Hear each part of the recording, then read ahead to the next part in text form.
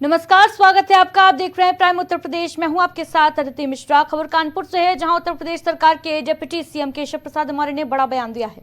उन्होंने कहा कि इटावा में जिन लोगों ने गलत किया है उन पर सख्त कार्रवाई होनी चाहिए। साथ ही उन्होंने कहा कि जिस तरीके से अखिलेश यादव ने लोगों को बुलाकर अपने कार्यालय में सम्मानित किया, इससे समाज में गलत संदेश जाता है।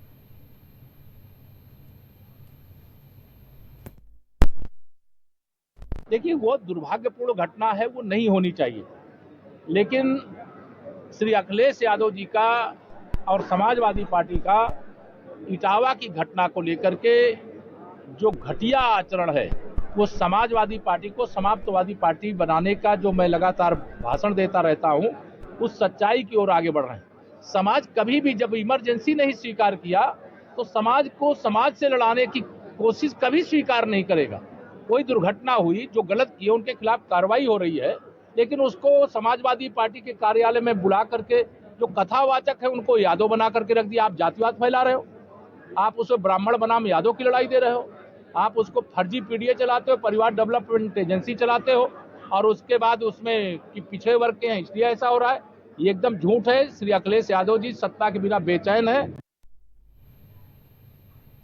लखीमपुर खीरी की तहसील पलिया के ग्राम से आत्महत्या का मामला सामने आया है, जहां एचपुर निवासी पूर्व प्रधान ने पेट्रोल और माचिस लेकर तहसील पहुंच गए और आत्मदाह करने का प्रयास किया।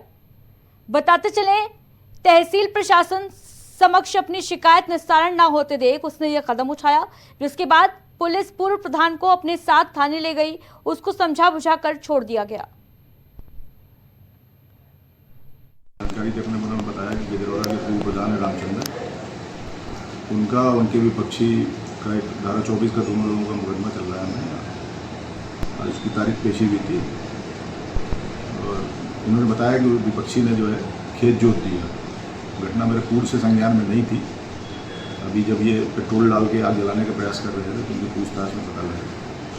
तो जानकारी करने पर ये भी तथ्य सामने आया जब मैंने फाइल देखी कि इनकी जो भूमि है वो इन्होंने समाजवादी पार्टी के किसी नेता को बेच दी है। उसने प्लाटिंग कर दिया, उसमें मकान चल रहा है।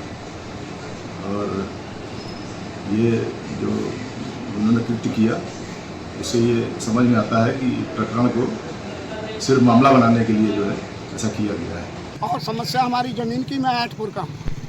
ऐटपुर में हमारा सन 70 का पट्टा बना हुआ है। 60 डिसमिल पे कहा जे इन सरदारों ने जबरदस्ती कब्जा कर लिया और एसडीएम साहब ने लिख दिया कि कोई भी खेत में नहीं घुसेगा, वो जो पहले वाले, तो साफ बंजर पड़ा रहा। और ये एसडीएम साहब ने तुरंत जुतवा दिया।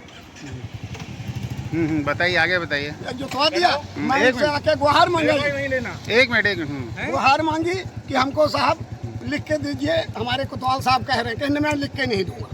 है कि जगपाल सिंह सनाम बग्गा उर्फ बलविंदर सिंह 55 साल से हमारा पिताजी के नाम जमीन है, जोत रहे हैं। जाने के बाद मैं यहाँ भी दौड़ रहा हूँ, थाने में जाना एप्लीकेशन दी।